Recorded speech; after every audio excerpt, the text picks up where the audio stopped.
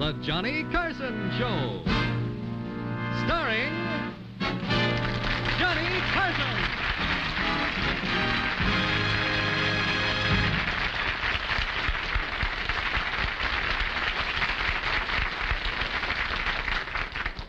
Thank you very much and welcome to the show tonight.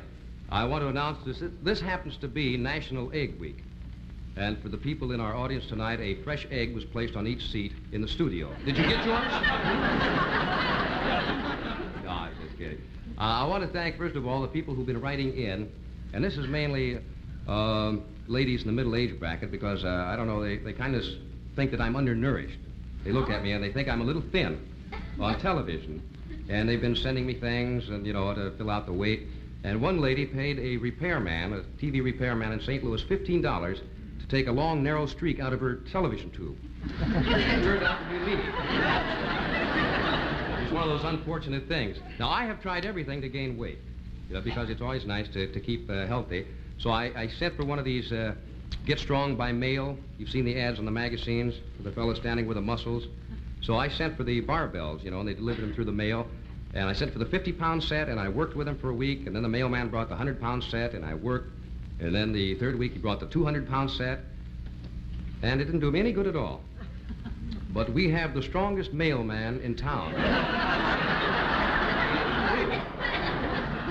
And I tried a lot of things. Of course, being thin has its advantages, too, because it saved my parents a lot of money. You see, when I was growing up, they didn't have to buy a bed. Until I was 12 years old, I slept in a golf bag. And people have been making suggestions, and I will try everything but cod liver oil. Somebody suggested cod liver oil to gain weight. And I just don't like the idea. I mean, I just can't imagine anybody sneaking up on an innocent little cod and draining his oil. It's un-American. Now, another problem, school starts this month. The kids go back to school. And they're not too happy about it. Mothers are kind of happy. The teachers aren't very happy either because they have to give up those good-paying summer jobs to come back and teach. But the problem that a lot of parents have, I have it at home, is that now that school is here, the kids are staying up a little late, watching television. Now, there are probably a lot of them watching our show now, and the folks would like to get them to bed. So tonight, as a public service, we thought we would try to get the kids to bed early. Now, let's face it.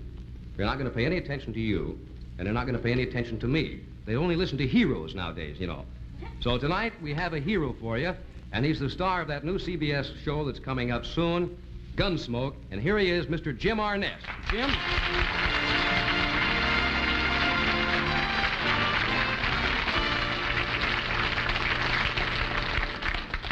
Now, Jim, I know you're a hero, but you see, the problem is that we have to convince the kids watching tonight that you're a hero. Well, fine, Johnny. I'd like to help you out, but what do you want me to do? Well, suppose you show the kids how fast you are on the draw. All right, but how are we going to do that? Well, you see, Jim, I've seen an advanced preview of your show, Gunsmoke, that's coming up, and, there's only one man who stands a chance with you. Who's that? That's you. You see? So tonight what we've done, Jim, we've brought a mirror, a large mirror on stage here, and I thought maybe you could show the kids and try to see if you can outdraw yourself. Would you like to try it? Well, all right. All right, kids at home, watch very closely. Here's Jim Arness now, the star of Gunsmoke, and he's going to try to outdraw himself. You ready? You bet. Good luck, Jim.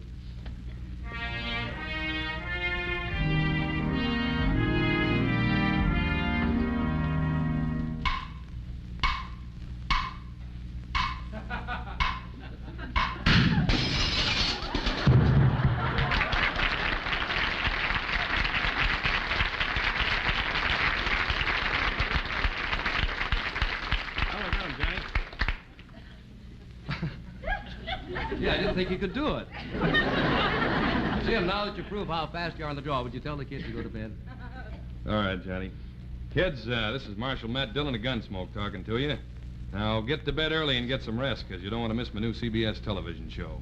And, good night. Now that we got the kids in bed, it's safe to tell the adults. The show starts this Saturday night on CBS at 10 o'clock Eastern Time, right? That's right, That's Gunsmoke. So thank you very much, Marshal. Thank you. Thank you, Jim.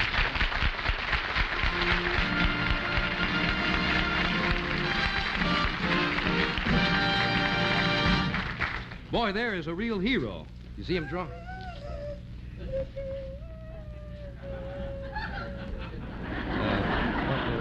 wait a minute. What's wrong, Sonny? I'm scared. I heard some gunshots and they woke me up.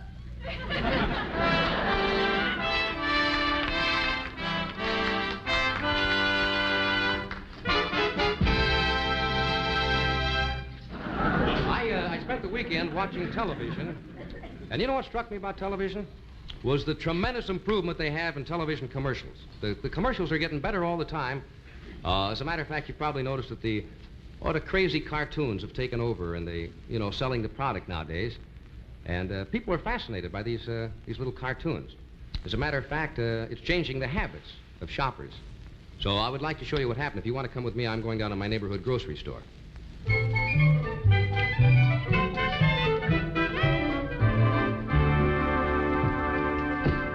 Hello, Mr. Carson. How do you do? What'll it be today? Well, let's see. My wife wanted me to pick up half a dozen cans of beer, a large tube of toothpaste, and soap. What kind of beer? Well, you know, it comes in a can. It's called the Friendly Beer. Friendly beer? Yeah, have you seen the commercial on television?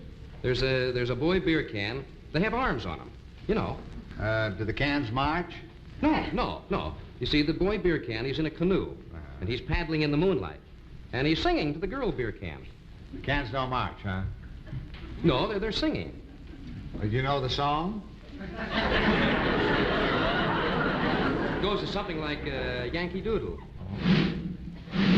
The friendly beer that you will like, the friendly beer will like you. You sure the cans don't march?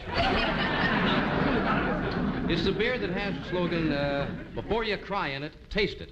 I used to say so in the first place. That's Flegelflugel. That's the one. All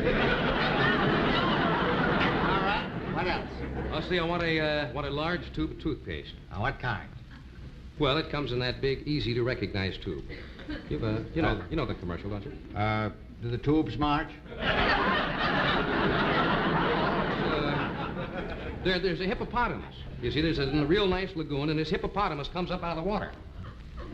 And his teeth are a mess, you know. And he looks terrible. He can't get a date. And then right beside him, another hippopotamus comes up. Gorgeous teeth. Not one filling. And you know why? Why? Because the hippopotamus uses the same kind of toothpaste that I want. Oh, you mean the one with the bad little germs flying around in airplanes and drop bombs on your teeth? No. This toothpaste contains a secret ingredient, anti-disestablishmentarianism. Anti-disestablishment. You want to go home and think about that for another week? Why don't you try this toothpaste? It's very good. You only have to brush your teeth once a year. Oh. Puts a protective film around your whole head.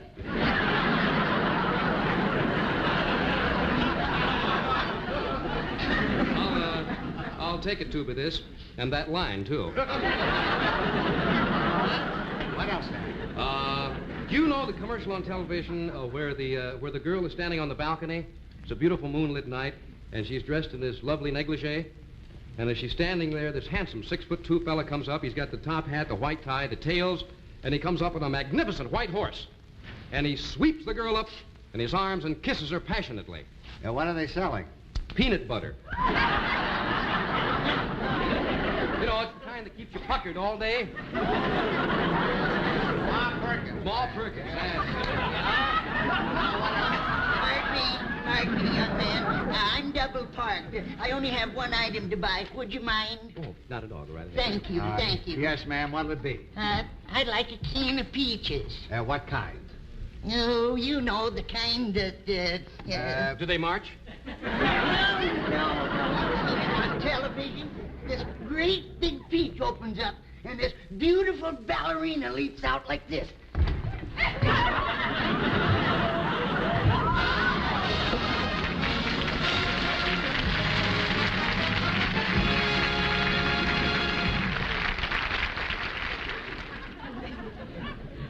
I'm having wonderful luck tonight, aren't I? For you folks at home, I just got beamed by the curtain this time around. I mentioned a while ago that the new policy of the armed forces, you know, is a pretty good one. The Army now insists, or the Air Force, or all the services, encourage the husband, the wives, and the children of her soldier husband to live on the base wherever the soldier husband is stationed. Now, this is a wonderful policy, but if it's successful, here's the way that fighting at the front may soon be.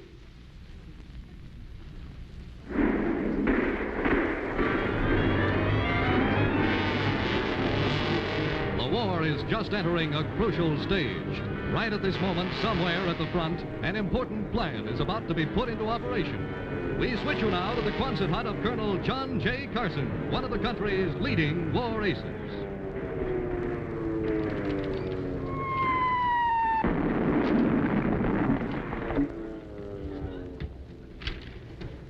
Well, General, what do you think of the plan? It's a daring operation, Colonel. If this plan goes through, it might be a turning point of the war. Colonel Carson, will you kindly brief the squadron leaders? Yes, sir. Now, gentlemen, when that alert sounds, I want every available plane off the ground in 5 seconds. Now, Squadron A will move in, skip bomb the target here at 200 feet. Good. Squadron B will knock out the power station here. Squadron C will cover the attack. Very good. I personally, General, will lead the first wave. Oh, I never saw the PX so crowded. Oh, they're having a sale on shower curtains. Dear, you've got bundles on the maps. Well, why do you always have to use my kitchen for your darn war? Here's the general's hut. Look, the General's kids have the measles. Oh, what a shame. I am sorry to hear that, General. Thank you, Mrs. Carson.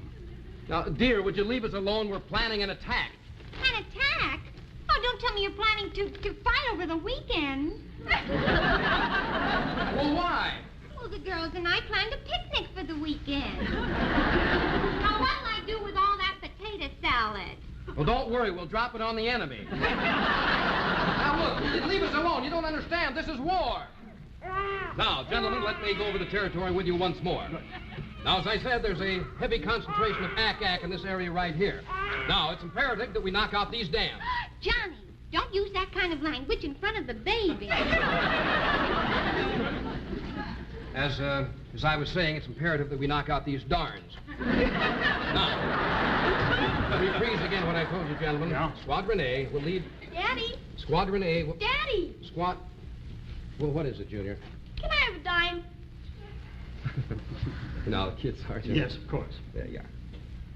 Now, as I was saying, there's a very heavy concentration of ack-ack in this area right here.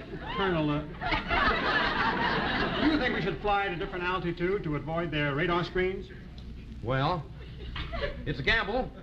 I always believe that the shortest route is the best, General. Good, then we'll proceed as planned. Fine. Right. Now, there's one point we must avoid at all costs. That's this mountain range right here. You see, if we come over this mountain... Mountain? Come on!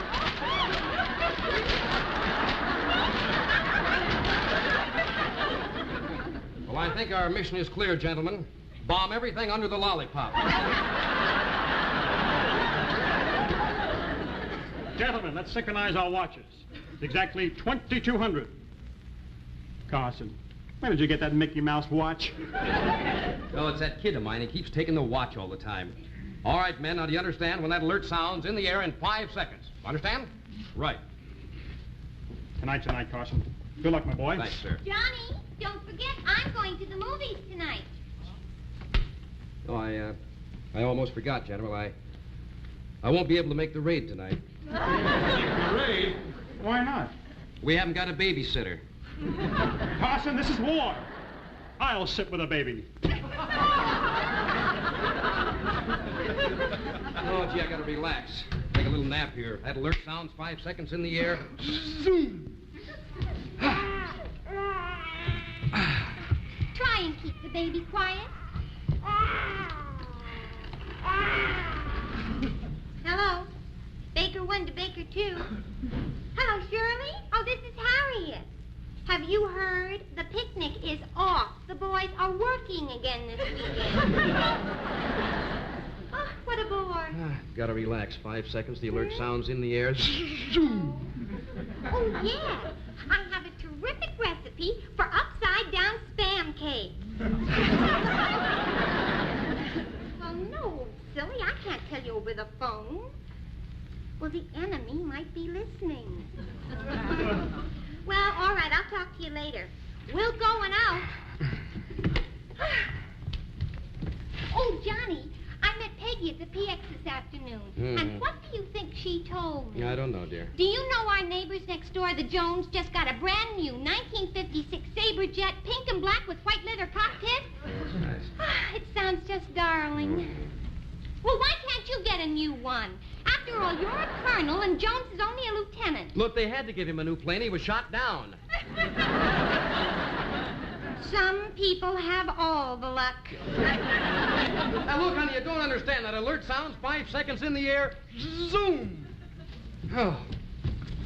And another thing, why can't we have a garbage disposal? I'm tired of throwing it into the propellers. Now, look, I gotta relax. 5 seconds, zoom!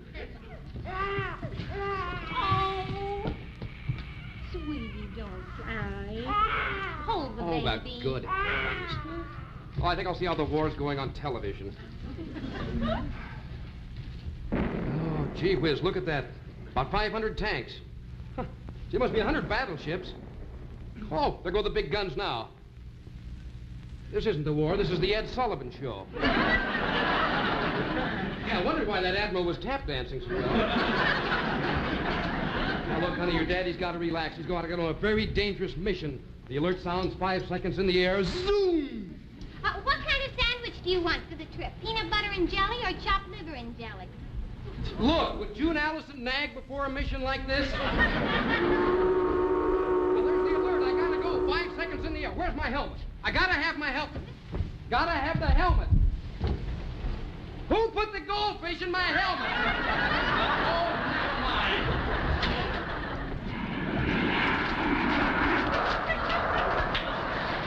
Look, they're taking off already. Look, where's my parachute? I gotta have my parachute. It didn't come back from the laundry. Oh,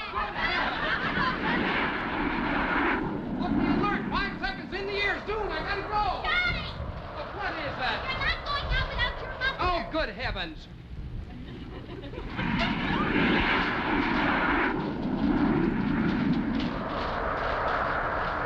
Zoom! There. Johnny!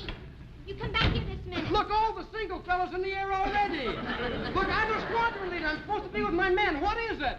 You didn't kiss me goodbye. Oh, good heavens.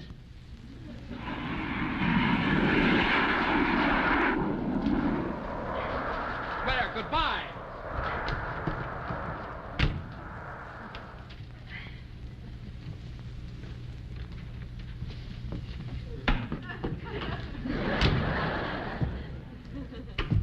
Johnny, you're back. Anything wrong?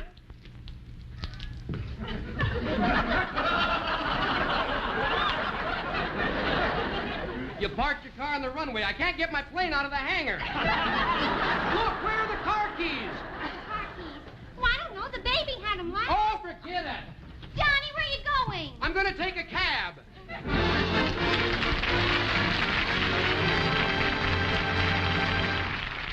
We hope you enjoyed the show tonight, and we do want to welcome a couple of stations. WKRG TV has joined the network in Mobile, Alabama. And, by the way, last week we didn't have time, but I wanted to welcome or congratulate station KMTV in Omaha, Nebraska on their 6th anniversary. Good luck on your 7th year. Now, for our last sketch that we just did in the Army, there are a lot of people I got to thank. I want to thank the United States Army for their splendid cooperation. It just wouldn't have been possible. The Quartermaster Corps for supplying all the equipment, the Marine Corps, the Air Arm of the Navy, Eddie Rickenbacker, Charles Lindbergh, Mr. Doolittle, the Army Photography School at Fort Benning, and also Dick Powell for letting us use the name June Allison. And a very special thanks to my sponsor, Jelly. Good night.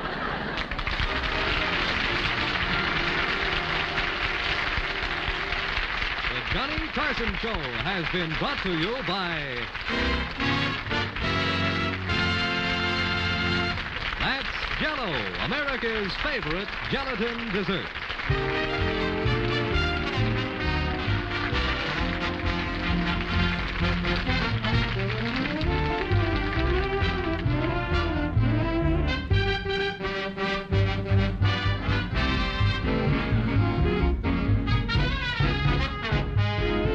Others in tonight's cast were Patty Chapman, Jack Albertson, Carson, Hilton Frome, Frankie Darrow, Tiger Fafara, and Bobby Iyer. This is John Condon speaking.